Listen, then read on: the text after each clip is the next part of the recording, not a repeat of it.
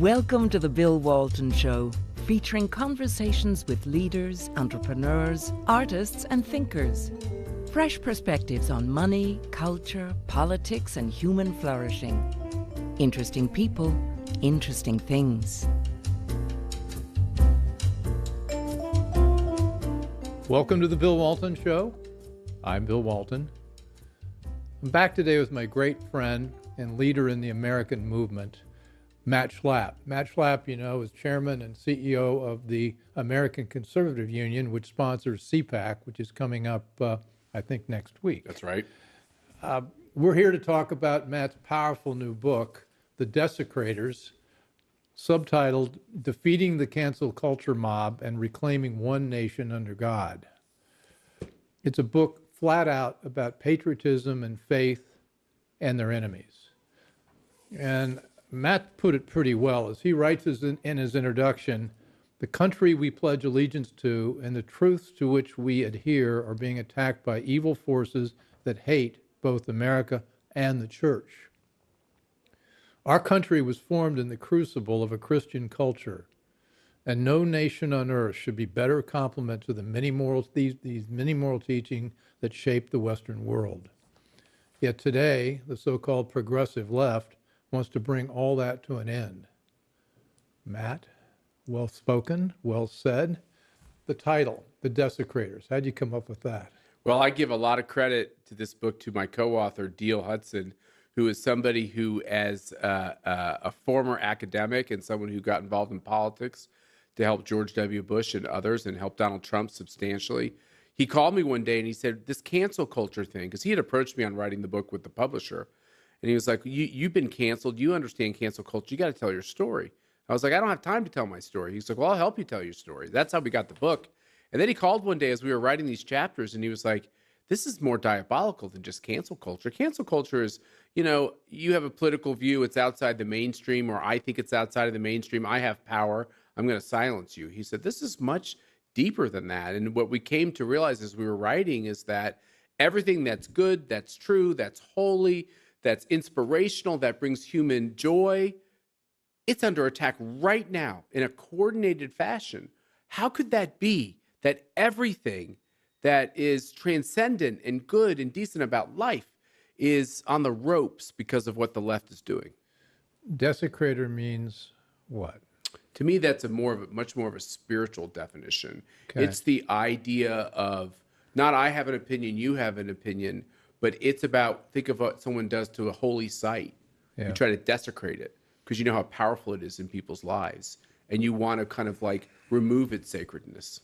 Well, you and I have talked about this a lot. I mean, this is sort of the conversation we've had over dinners over the past couple of years. It's not clear that the so-called progressive left knows what it wants to progress to. In fact, there's a great term, I think the Russians first came up with it, called nihilist. And they're not people that want to build anything. They just want to tear everything down and destroy. And if you look through the agenda of the people we're up against, Occupy Wall Street was the first iteration, and now we've got Black Lives Matter, and I'm sure there'll be another iteration after Black Lives Matter. You look at what their objectives are, it's to end marriage, end the family, end capitalism, end sort of the Western way of life and the church and Christianity. But nowhere do you really find that page that tells you what they want to build, what they're pushing towards. And so to me, this thing has to bankrupt itself because there's no Valhalla out there they're aiming for. They just want to destroy all the things that you call desecration. That's exactly right. And I love what Sarah Carter said when I was on her podcast. She kept calling it the great, the defecators. And I was like, well, that is a synonym to what they're basically doing. They are really trying to, it was kind of funny. They are really trying to. Well, she's more red meat than I am. She is. She speaks like a real person. But you know, so do I. If you think about this, Bill, you and I have talked about this several times, which is one of the reasons why people who are conservative, which we're going to get into why that term might not be as operable, but for the sake of polling, it is operable because that's what we have called ourselves for a couple of decades. Since Reagan, since Buckley, we're the conservatives, right? We're the traditionalists, and we're the people attached to our history. And if you look at the polling, we are the biggest subset in America, enduring over time. Sometimes, some years it registers a few points higher. Some years it registers a few points lower. The smallest subsection of America are the socialists. Now, how is it that all the conservatives act like we're the smallest and the nichiest, right? And we have the fewest numbers. And the socialists act like they have the most numbers. We have to start actually using the power that we already have. Speaking about numbers, I'm going to have to double your number. Okay, good. Mercedes Schlapp just walked in. That's Do you good. know Mercedes? I do know her. The other half and the brains of the group. Mercedes, why don't you come on in and join us? This is Mercedes was off, I think, helping her kids with midterms. For sure, yeah. The midterms has become a family project, I want you to know. Okay. So miraculously, Mercy Schlapp has appeared. Mercy, great to see you. I need you to move closer, Bill. You and Sarah. Okay. I'm sure. I think you two know each other. Hi, I haven't seen you, honey. It's been a long time. It has Anyway, been a long time. Mercy's been helping out with midterm exams, and so she got in here. How'd we do?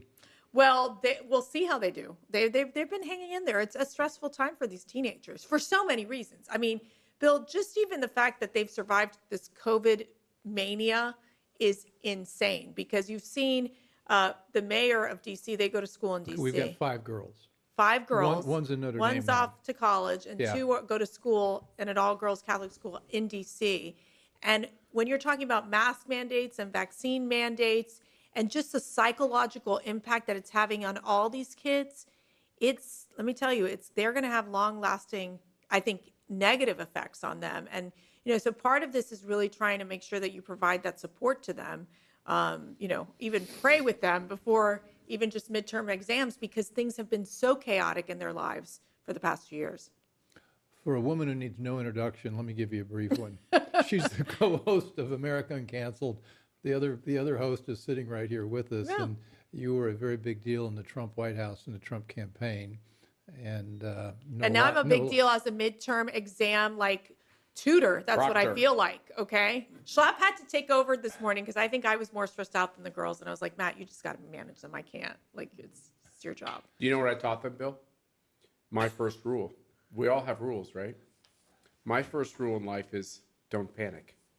And what I've noticed is that actually is a rule we all need to rediscover, because for 18 months, everyone panicked constantly and hyperventilated. And I don't know many situations, maybe if you have to get your endorphins up or kick in your, the chemicals inside your brain. I don't know how that ever helps. I so agree. We keep a sign over here in the other part of the studio. Maybe Kenny could find it.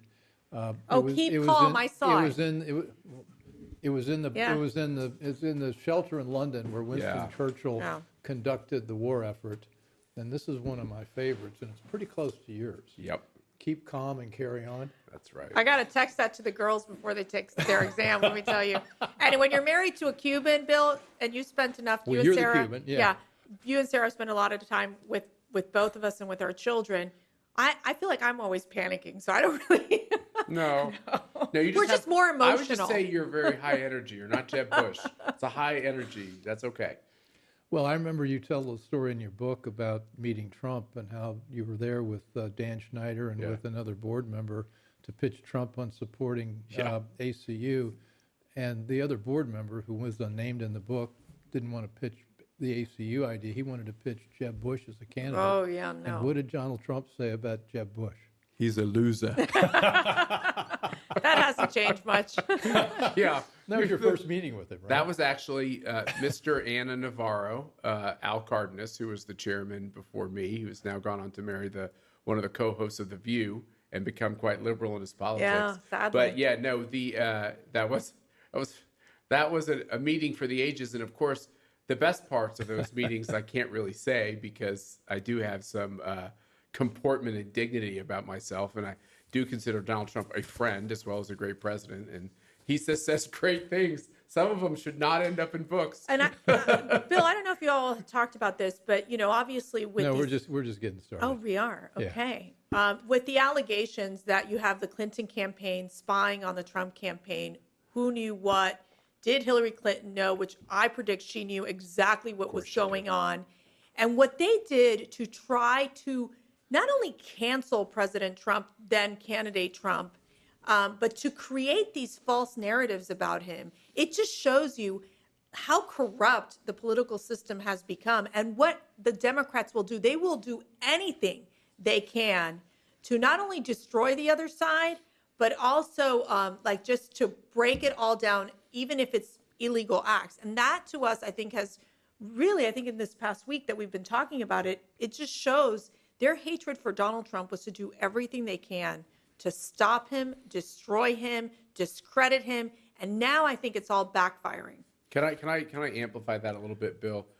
I know they hate Donald Trump for all kinds of reasons. But I think what the book gets into is that Trump is part of it. They had a lot of people.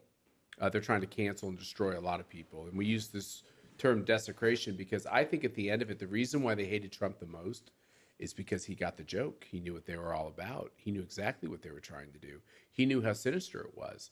I don't know if he's a particularly religious guy, but he got the fact that they're going to crush everybody that gets in their way. And he'd watched them crush so many people. And then he was experiencing it with himself and his family. And so to me, the reason why Trump is such an enemy to these people is not because of Twitter and not because of an affair or a divorce or a bankruptcy. It has nothing to do with it. The reason is they have nothing on him. They made up things that they thought they could leverage him over. They got no ability. They can't cancel his financial security. They can't cancel this career that he's had, his fame. They couldn't stop him.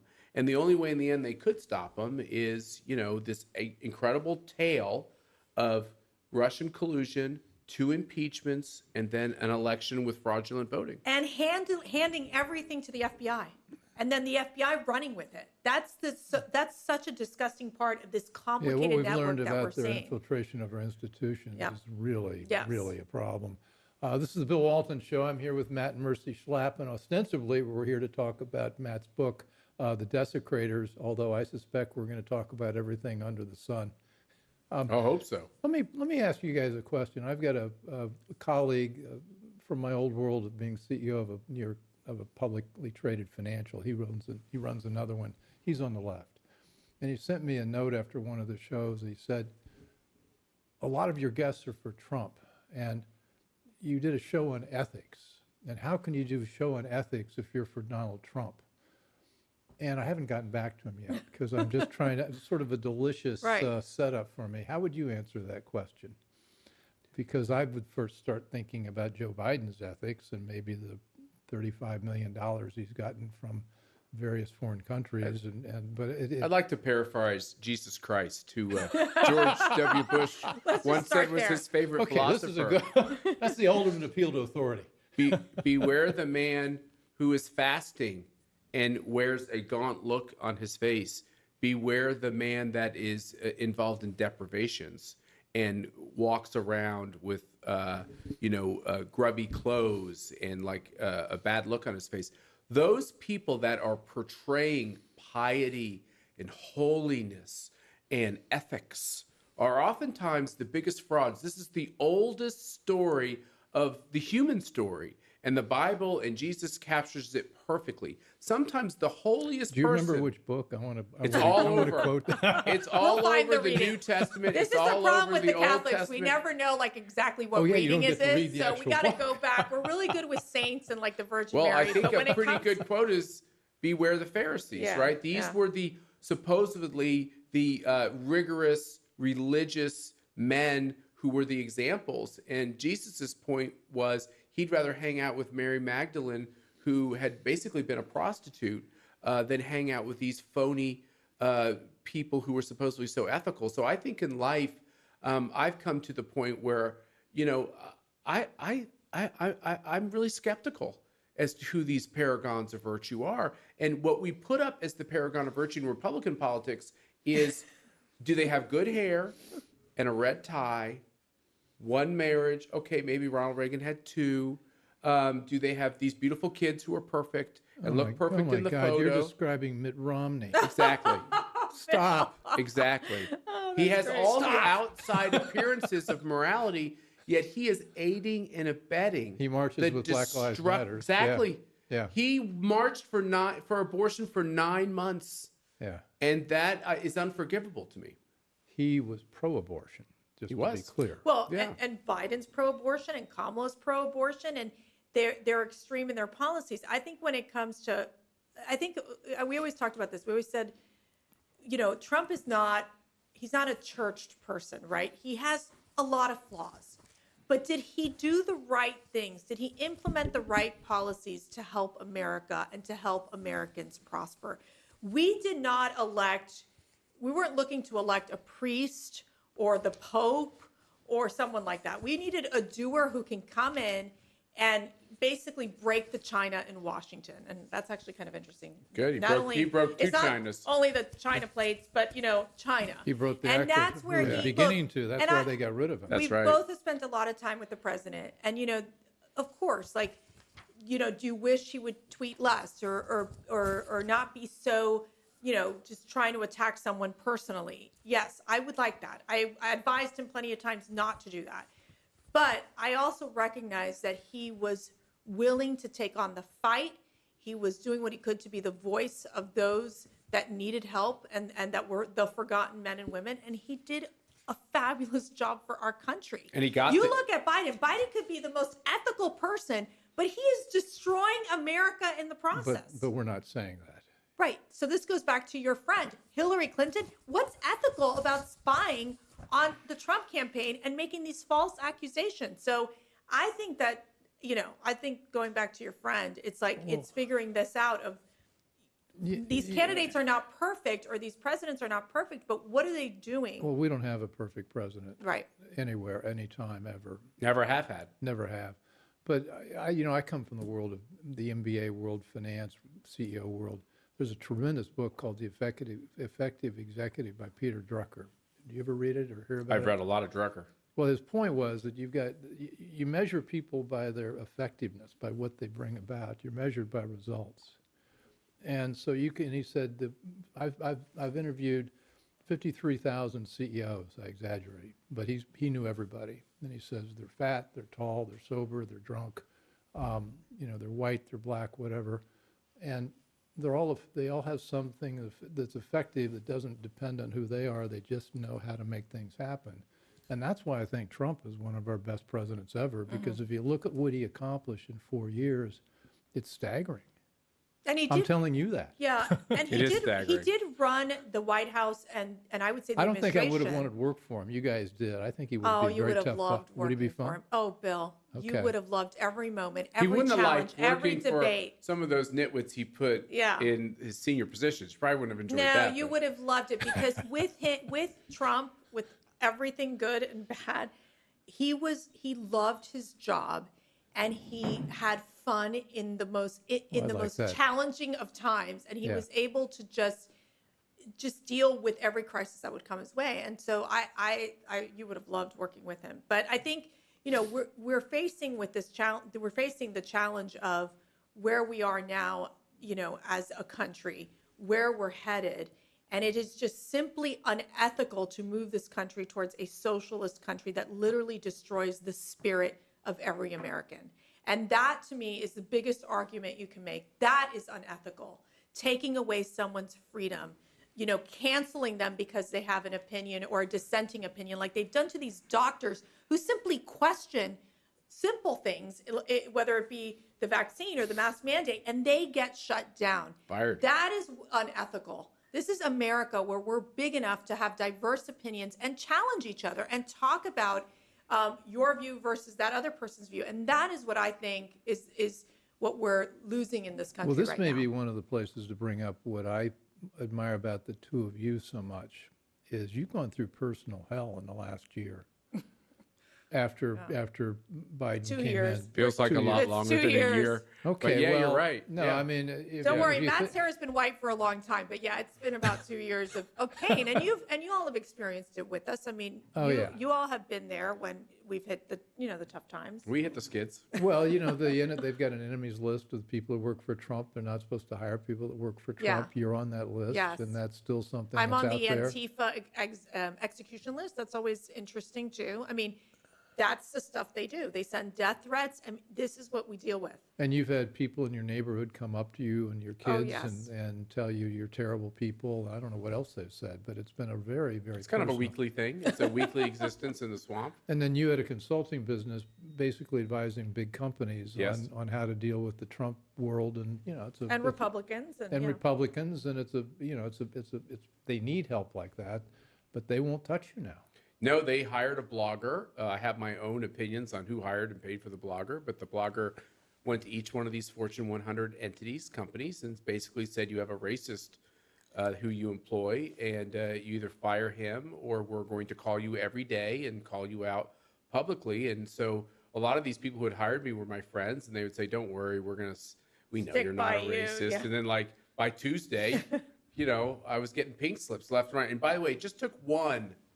And I think the first one might have been Abbott Labs, the one that produced all these tests that are so phony that we have to take constantly, and they have 50% error rates and everything else. But Abbott had this real hard-charging CEO, might still have them, and a general counsel, and they were called by Black Lives Matter, and they have this whole And by statement. the blogger, yeah. They have this whole statement about how they stand for Black Lives Matter, and they don't want to have anything to do with me. So essentially, in that case, you're called a racist, and then I portray in the book other people who called me and said, we're letting you go because we believe in racial equality. And I try not to use names because this isn't a gossipy book, but why did I write that all out? Well, because I needed to do it for my own kind of spiritual purposes, but I also did it because I just wanted everyone to know out there that this is happening on every block in America.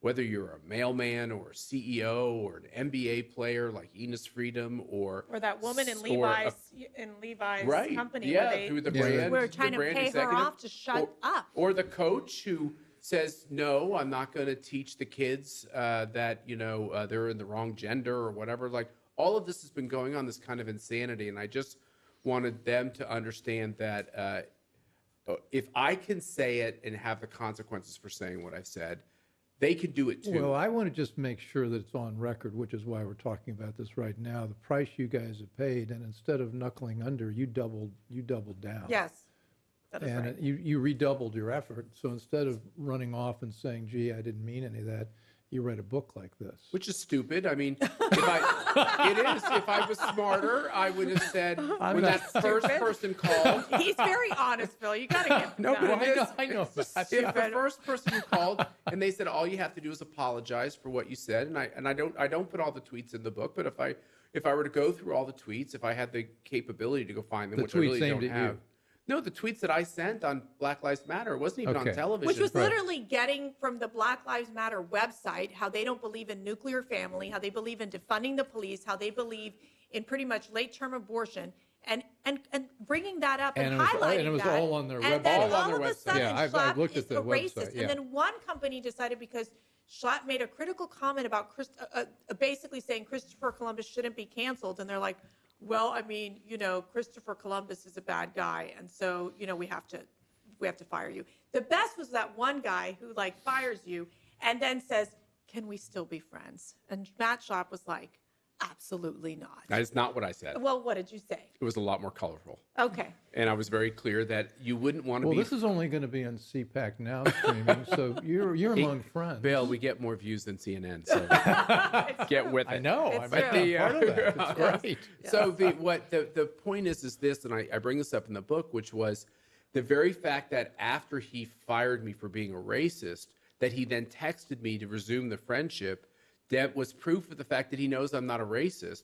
He was simply following the bidding of his higher ups, Yeah. who wanted to be rid of this meddlesome priest, to quote a historical allusion. So I was a problem for them. I was creating disharmony within their corporate structure.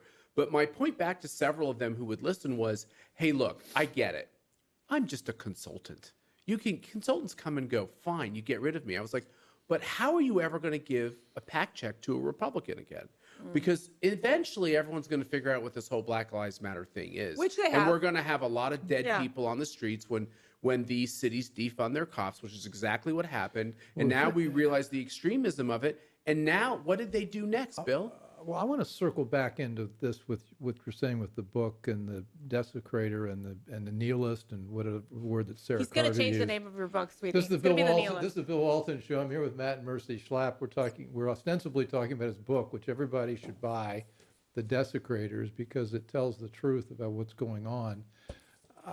But eventually, these people they're gonna run out of bullets because they've got racism. That's right. And my favorite word's nihilist. You like desecrator, but basically this is a term for people who want to destroy, and they don't have any plan for what they want to build. Mm-hmm. And even though we're hearing these words progressive, I don't see what kind of world they want to build. It doesn't exist. And so destroy. Eventually people are going to say, wait a second, who's that little guy behind the curtain? You got powerful laws of racism. At some point, I think even people are going to start pushing back against this racism term. Well, this was the point, which is, okay, so they can cancel me, but then the next step will be you won't be able to write a PAC check to Ted Cruz or Mike Lee or Jim Jordan or more moderate Republicans, right, who are going to be. So what was the next thing that happened? We had this terrible election, with all this fraudulent voting, which we saw firsthand. And what did they do to the 147 Republicans in the House and the Senate who were simply doing one thing? They were standing up for the legal use of voter ID to vote. That's all that was. They can say, trying to break an election and everything else. It wasn't. It was the fact that nobody has the right to discard voter ID laws. So then they said they wouldn't give those 147 Republicans PAC checks, and it's hundreds of companies that said they wouldn't do that. So literally, they defunded the cops, and then they defunded any Republican who stood against Black Lives Matter and getting rid of voter ID, because that is, of course, racist, because everything is racist now. And so now you have the situation where the American people, who outnumber this woke, crazy mob, have clearly said, even in the state of Virginia, we have had it with all this. What do you think the numbers are? What percentage of Americans do you think are with us on all this? I'd say the percentage of Americans who are done with wokeness is in the middle 60s. That's interesting. They're not Republican only. Because you're out talking with people all over the country you all are the really time. starting to see the trend shift where independents are waking up to the reality of what the Democrats are trying to accomplish. We just saw this in California. It was announced a little bit ago, where 3 of the progressive school board members have been ousted. Mm-hmm. So it is. Can I just interrupt you? Yes. And the person who funded that called us yesterday at CPAC. He wants to come. Yeah. This is what's happening all over the country, which I don't know how Republican all these people are. But we have this common thing, which is parents matter. And Matt mentioned that. We really are, we want to move even beyond conservative to just simply being America. It's the America movement. It is we need to protect this country because we're the last man, I'm using gender, we're the last man standing. It's okay, you can use gender. If we fall apart, Bill, the world falls apart. What takes over? Who takes over in that vacuum? China and Russia. And they've made it very clear, as when Putin met with President Xi during the Olympics, to say, we have formed an alliance, and criticize the United States relentlessly. So that is where we are at this point. Are we going to be able to survive as a nation, be strong enough to be able to defend ourselves against the growing powers of Russia and China? That's what we have to realize. Well, when I was writing this introduction, I came up with the standard thing, conservative movement. That's not what we are. We've moved. We're so my beyond that. term It's is my so term is expanded. the American cause. Yes. That's right. Yes. Because you're right, we stand for something. We're an exceptional country, not because we've got lots of wealth. We're exceptional because we're based on ideas, and we're based on the Constitution, and we're based in faith. That's unusual. Yeah. I have a way of It's saying not it. unique. I say we are Americans who love America's founding. Okay. Because that's what's under attack. This whole idea that the founding of America was a dark mark on the history of humankind. Have you gotten it? You guys get out and about. Do you gotten debates with anybody on 1619? Have you had a chance to take that one on? Well, I haven't been invited on CNN recently, so. No, we've just run into people. Yeah, you guys that get are to do the supportive. shout fest. I'm sorry, what'd you say, We've just Mercy? been around a lot of people that have been very supportive and are actually get very emotional at times, Bill. I mean, we've had people cry with us where they're like, we are losing this country. Like, what does this mean for my grandkids? What does this mean for my children? And so they really are looking for ways to get involved. And it really, I think one of the things that we've learned with all what happened in Loudoun County in Virginia is that these local elections matter. It's got to start locally. And you're seeing people get involved in politics that they were like, I never thought I'd run for office, but I'm going to run for office now because I want to be a voice and I want to, do good in my community. And I think that that is inspirational to see Americans really become part of, the political process. Because I think a lot of times people don't want to get into politics because they are like, I don't know it. Well, the Democrats have been the party of government, and Right. that's their business model. That's what they do, and all the money comes from government. We're not. We're bad Yeah. at government. We don't want to do it. But we know we have to participate in the political process because politics is going to impact us from the local level to the national level, right?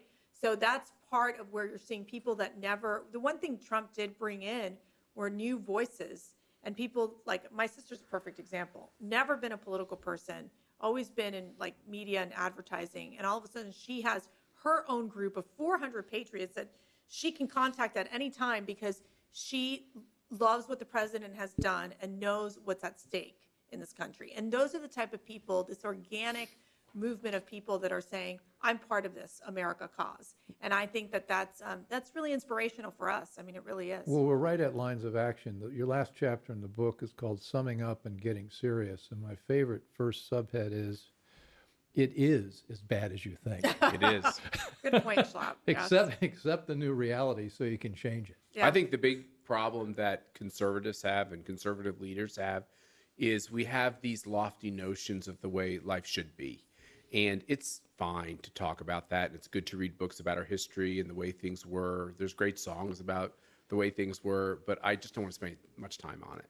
We have to understand what they've done, what their tactics were to destroy and take over these institutions, what their aims are. And the biggest problem we have is, and we talk about it in the book, and I keep saying we because Mercy was such a big part of this book, but this whispering and this idea that we have to be quiet and we can't speak too loudly because we might offend somebody. If a white guy's talking about race, we have to use hushed tones. If someone of color walks in because they're going to assume that we have animus towards them, we have to stop all that.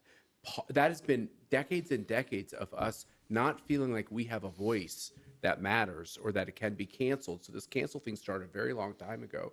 And that simply has to happen. And what conservatives have to do is stop talking about the past. And they have to start talking about the present. We have to start doing that right now, so we're going to lose the country. Well, there's all this rhetoric that conservatives have used in the past: restore, recreate, Renew. everything's sort of Yes. and it's all looking backwards. We've got to look forward. Yes.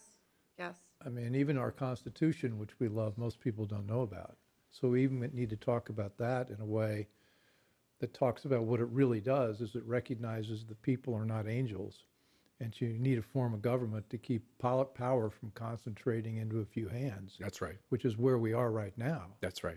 With a left. And every time you see and we got to power, talk about, you don't like what's going on, you got to break up the power structure. well, this is right. Every time you see power accumulating, I sound like a nihilist. Yeah, right. Well, that kind of nihilism is good for at least a couple of days. But but when you see power converging around something, and it seems fairly strange, like the social media phenomenon or the masking and the vax mandates, you know that there's something wrong there. There's Like, something we're wrong. American in our souls. Like, we know that there's something Yeah, wrong about yeah. that can be used in a tyrannical way, which is exactly what they've done in every one of those occasions. It's so manipulative and it's so disturbing. And I was talking to a mom yesterday that called me and said, I mean, can't people just see it? Can't they just see it? They're trying to control like your health decisions. They're trying to tell you that you got to not only put 2 shots in your 5-year-old, but 3 shots, because that's what Fauci is saying.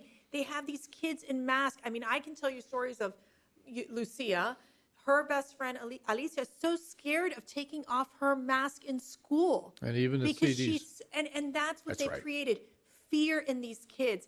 And so it's interesting because in studying midterms with the girls, one of the girls is taking history, and there's this whole concept about the Republican motherhood. And it was that the women back in the time, this was in the early 1800s, they would be home with the kids to basically teach them about Americanism and the Constitution. And we have that responsibility as parents to sit down with our kids and explain. But we gave it up. We have given it up. We gave it up. Handed it over We to were the told public we school weren't accredited systems. and certified, Yeah. and we don't know as much as these smart people. Yeah. We should back off and let them do it. That was the biggest mistake we made. It was the biggest mistake, is giving up the schools and not being part of that process. Well, in your phrase, it is as bad as you think. When you get to the schools, it's not just the teachers' unions, the school boards, it's the textbook publishers. Yes. Yes. It's the consultants. You know That's this, right. yeah. You know, it's all these forces that are out there that are just fine with things the way they are. That's right. And so we got a lot of demons to slay to take back education. You guys, But it starts in the home. Like, I really believe that part of this is the battle of, this is where we feel very strongly, like teaching the kids about our faith, getting them to church, praying together as a family. Now, Matt tells us, and you've seen this, Bill and Sarah, we don't watch TV. We sit and read. Like, we literally, as a family, sit and read and talk and pray, and we have fun. Like, the kids are playing the guitar, and that is, we got to bring that back to the family. It is like shutting out a little bit the outside world that's trying to just pound these kids with these really negative messaging about themselves and about racism and all this stuff, and really talk through what is the history of our country. Yes, there are dark periods of time in our history, but we also have to acknowledge that as an imperfect country as we are, we've made a lot of progress. And we got to find a way that we all love each other and work together and know what the cause is, going back to the American cause. So we in the opening letter in the book, I talk about our bishop, our priest, our pastor, and our pastor said something which I thought was great. He said, "We've become a society that tolerates everything and forgives nothing," which I think is really profound when you think about it. Everything's fine; it's fine to do everything, but if any of us does anything wrong, we tolerate everything and we forgive nothing. If any of us who say we're conservative or Christian or whatever do anything wrong, which, by the way, we do for things that are wrong all day long, which is what our human condition is, we then have put ourselves in the penalty box. So my co-author and I were having this conversation about why was Donald Trump so toxic for living his big playboy Manhattan lifestyle? Why did that was so glorified? My whole childhood, those were the coolest cats in the room.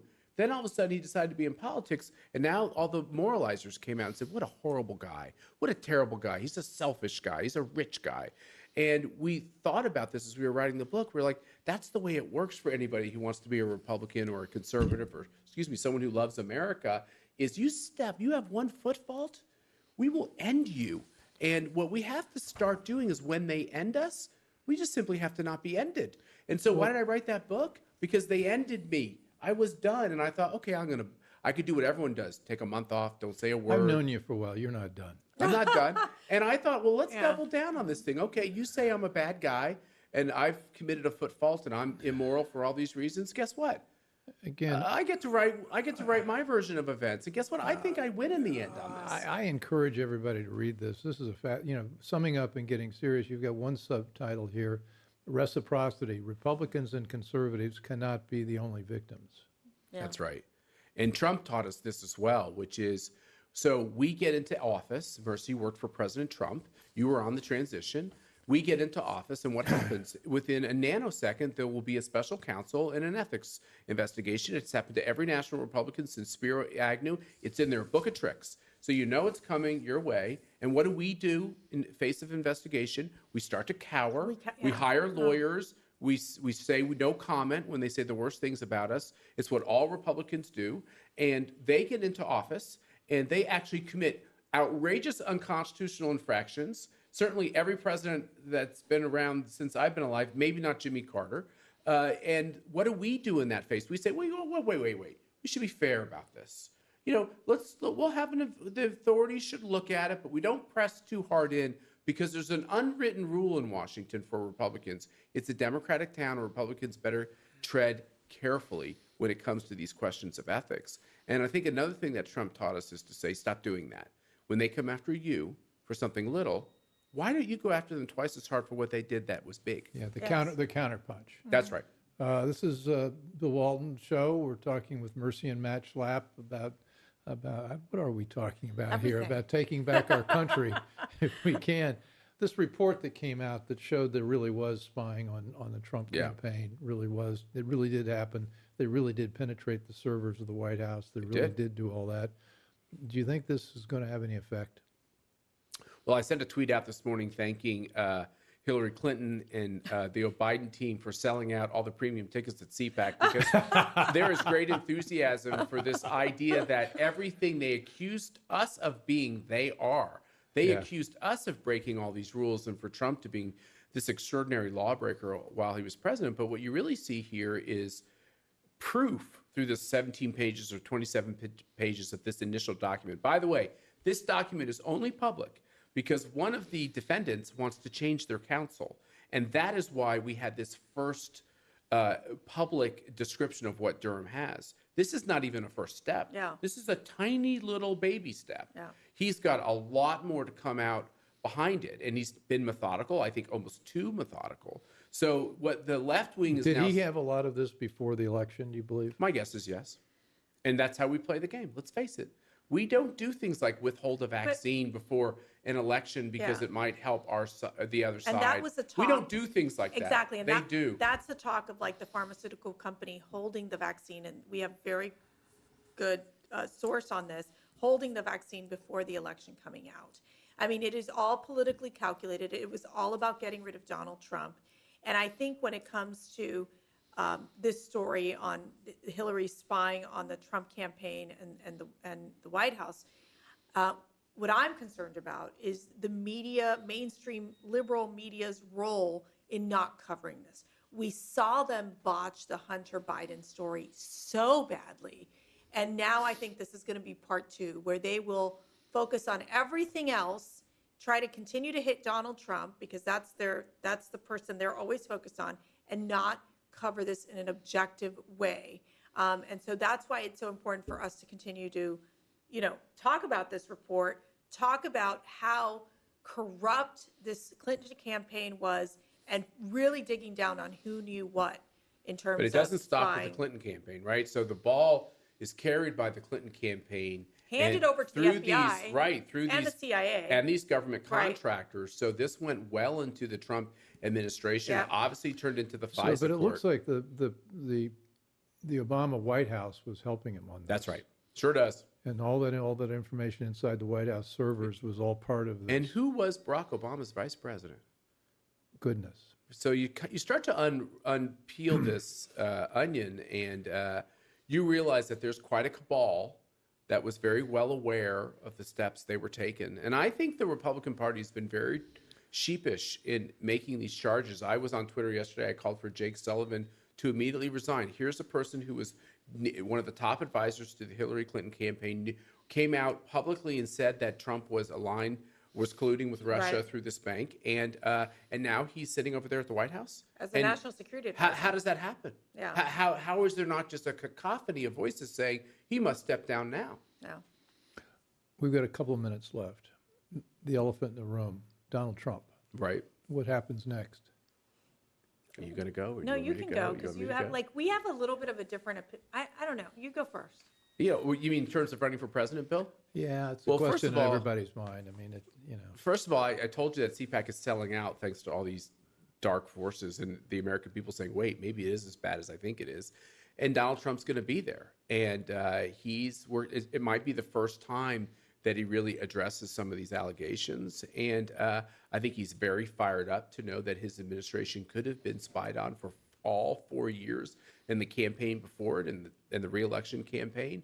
And I think it makes him more prone to want to get back in and make a difference. I think there are two things he cares about. The first one is, how well do we do in the midterms? Is it kind of it's okay? Or is it a spectacular smashing win? And number two, how does he feel physically and mentally about doing the job? He watches Joe Biden do this job, and he feels like Joe Biden has no self-respect. No self-respecting person would put themselves in a position where they can look so enfeebled, and by the way, make us all so dangerous. I mean, what China and Russia is doing, it's very dangerous for this country. Well, my view is he could get us incinerated. Yes. Mm-hmm. I mean, he's playing with fire. And these people know. in his administration don't have a clue what they're doing. Mm-hmm. Yeah. And Or maybe they do, and that's even worse. Yeah, and they know these foreign powers know that they're facing a very weak president, and they know they can take advantage. We are not equipped to handle what's coming our way. They could say what they said about Trump and Macron and all those fancy elitists could be like, oh, we didn't like Donald Trump. He was so, he would talk to us rudely or whatever, but they were scared of him. Well, They knew that he could face the Chinese president and be like, this is what we're doing. And you know that President Xi would, in his own way, say, I'm not going to mess with President Trump. And that's exactly what would happen. And Trump said that about Xi. Yeah. And he also said I think they all felt like, don't mess with each other. Don't mess with each other. I had Peter Pry and Mike Waller on last week, and we talked about national defense. And Peter said something extraordinary. He said that, Russia, if it wanted to, could take Ukraine in 72 hours. Absolutely. And all of the NATO countries, 72 hours. And the Pentagon has done like 18 war games about what would happen if we try to defend Taiwan. And we lost all 18. Yes, we will. We'll lose it. Yeah. So we've got a rough 3 years ahead of us, or 2 years and 8 months. I also thought the other thing that happened on your show, which I retweeted, which I thought was wonderful, was this whole idea of we had the next Tiananmen Square, which basically what Hong Kong was. But if we had the next Tiananmen Square, all the elites in America wouldn't be with the guy standing before the tank. They'd be with the tank driver. Yeah, look what they did in Canada. Yeah. I mean, that's where they are. Well, there was they're authoritarian. authoritarian. There was a Babylon Bee, which they're just so creative, and they had Trudeau watching the Tiananmen Square, There you go. and it was like, he's waiting for what's going to happen here. But you look at Trudeau, who will refuse to sit down with these truckers. Refuse. He spends his time calling these people hateful, racist, all these horrible things. He refuses to sit down with them. He's like, he is not a leader. You have to listen to your people. And there's a case of someone who I just think has been a huge disappointment. Well, he started out as a disappointment. He gotten did. worse. It's gotten worse. So I've got to yes. ask you about Trump, and then we got to get out of here. To be continued. Yes. What do you think is going to happen? So I think it's more 50-50. I think Matt puts a higher percentage on Trump running. I think for him it's about, can he win? And I think that it's all going to be, can he regain the trust of, for example, the suburban women who I think really have, struggled in that 2020 campaign. We lost a lot of the support of the suburban women and independent voters. So can he regain their trust? Can he bring them over to their side? Can he somehow take the school issue, the CRT, the masks, the lockdowns in the schools, and make it his issue? Because that's, if he could do one thing with suburban women that would endear him to them, is to take that up as an issue and mean it. Well, the thing is, I think they have to get to the point where they're like, okay, fine, he's going to tweet out what he's going to tweet out, but at least under him we were safer. At least under Trump we were more prosperous as a nation. At least under Trump, there was more stability in this country. I think that you've seen these women really kind of with Biden, they've stayed quiet. They're not saying anything. They know that Biden is a failure, and they know that the Democrats are pushing this agenda that's infuriating them. Well, you guys talk with him? And obviously we can't get into inside baseball too much, but I think he needs to hear that he's got to stop talking about 2020.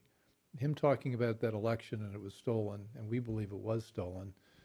But so what? Nobody really cares about that anymore. They care about what he's going to do for them now. My advice to him always is... and I'm afraid with this report that really was spying, and he's going to spend his speeches, 50 minutes on I was spied on, and not so much on what he's going to do well, next. but the this thing is infuriating. Yeah, but on the spying, I think Yeah. it almost it takes the focus off the election, right? And we get down to the brass tacks of what's going on in this Biden administration and what happened with Barack Obama as well. Yeah. Prosecuting the case against these tyrants, these socialists who are really destroying all these American norms, I think is a more constructive conversation.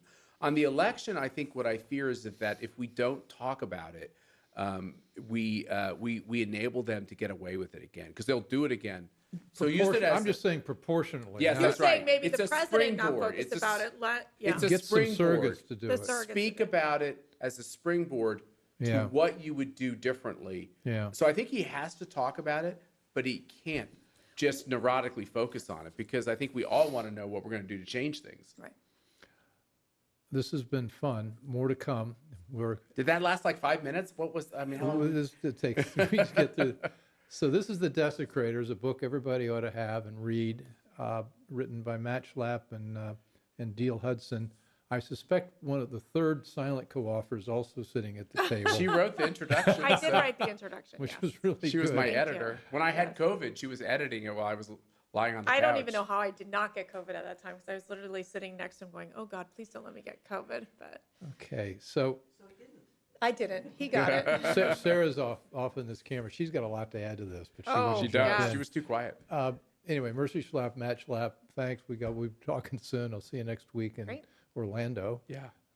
Anyway, thanks for joining us on the Bill Walton Show, and we can be found on CPAC now, streaming on Monday nights, and we're now on the For America platform as well, and all the major podcast platforms, including YouTube most of the time, unless they choose to censor us. I think we got through this one. We'll see. Anyway, thanks for joining. I hope you enjoyed the conversation. Want more? Click the subscribe button or head over to thebillwaltonshow.com to choose from over 100 episodes. You can also learn more about our guest on our Interesting People page. And send us your comments. We read every one, and your thoughts help us guide the show. If it's easier for you to listen, check out our podcast page and subscribe there. In return, we'll keep you informed about what's true, what's right, and what's next. Thanks for joining.